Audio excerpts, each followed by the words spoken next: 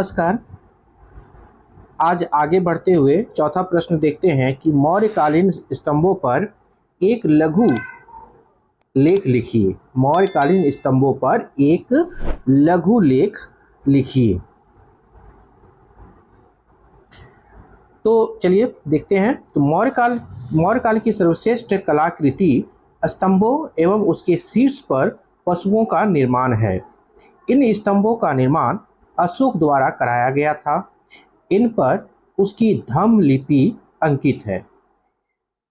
इन्हें साम्राज्य के विभिन्न भागों में मुख्य मार्गों पर अवस्थित किया गया था। इनमें से जो स्तंभ आज दिल्ली, प्रयाग, लौरिया, अरेराज, लौरियान, नंदनगढ़, रामपुरवा में है, उन पर अशोक के प्रमुख लेख अंकित है। लुम्बिनी, सांची, सारनाथ, कौशाम्बी आदि स्थानों पर प्राप्त स्तंभों पर इसके लघु लेख प्राप्त होते हैं। स्तंभों का निर्माण उच्च कोटि के अभियांत्रिक कला को प्रदर्शित करता है। पहाड़ों से विशाल खंड काटा गया और संपूर्ण सतह को अत्यंत बारीकी और परिशुद्धता के साथ तराशा गया है। एक पाषाण मतलब पत्थर के खंड से 40 फीट स्तंभ को शुद्धता के साथ तराशना निश्चित ही आश्चर्यजनक है और मौर्य कलाकार के अभियांत्रिक ज्ञान की पूर्णता का सर्वोत्तम वो उदाहरण प्रतीक होता है। तो मौर्यकालीन स्तंभों में यह एक लघु लेख है। नेक्स्ट प्रश्न देखते हैं। नेक्स्ट प्रश्न है कि अशोक के अभिलेखों का महत्व बताइए। चलिए देखते हैं अशोक के अभिलेखों का महत्व। अशोक के अभी तक 40 से अधिक अभिलेख प्राप्त हुए हैं जो भारत के कोने कोने में बिखरे हैं। इन अभिलेखों का भारत के इतिहास में बड़ा महत्व है। पहला है कि अशोक के अधिकतर अभिलेख सीमांत क्षेत्रों में है।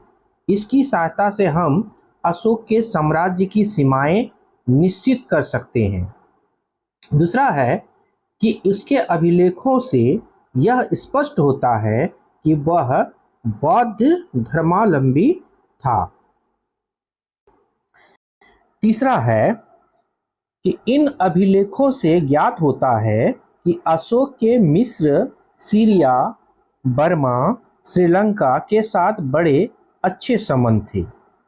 और चौथा है कि अशोक के अभिलेखों से मौर्यकालीन कला का ज्ञान होता है। तो ये थे अशोक के अभिलेखों का महत्व।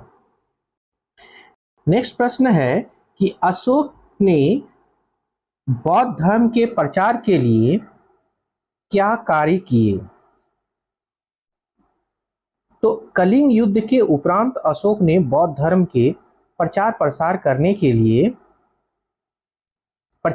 करने के लिए तन मन धन से कार्य किया। अशोक ने महात्मा बुद्ध से संबंधित तीर्थ स्थानों जैसे लुम्बिनी, कपिलवस्तु, गया, कुशीनगर तथा श्रावस्ती की यात्राएं की और जिन सिद्धांतों का प्रचार किया था उनका पालन स्वयं भी किया। अशोक ने बौद्ध धर्म के नियमों को शिलाओं, स्तंभों, गुफाओं पर खुदवाया। उसने अनेक स्तूप बनवाए। उसने बौद्ध भिक्षुओं को आर्थिक सहायता दी।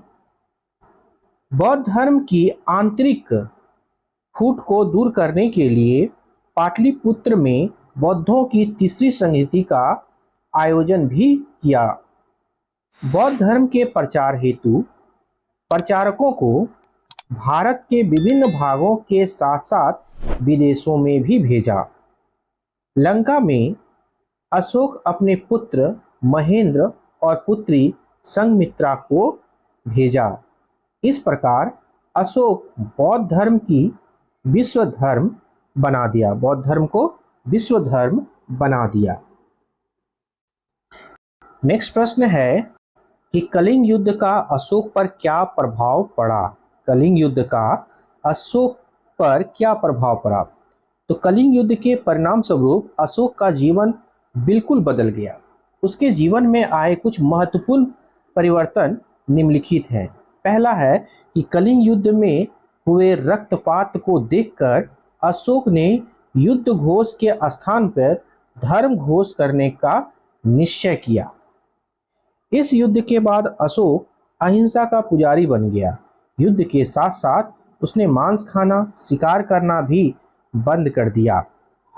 अशोक ने बौद्ध धर्म ग्रहण कर लिया। इसे राजधर्म घोषित करके इसके प्रचार कार्य में जुट गया। तो ये थे कलिंग युद्ध के बाद अशोक के जीवन पर प्रभाव। नेक्स्ट प्रश्न है कि कनिष्क के उपलब्धियों पर एक संक्षिप्त टिप्पणी लिखिए। तो चलिए देखते हैं। कनिष्क कुषाण वंश का सबसे महानतम शासक था जो 78 ईस्वी में सम्राट बना एवं 101 ईस्वी तक शासन किया। कनिष्क के सम्राट बनने की तिथि से ही उपलब्धियों का दौर शुरू हो जाता है।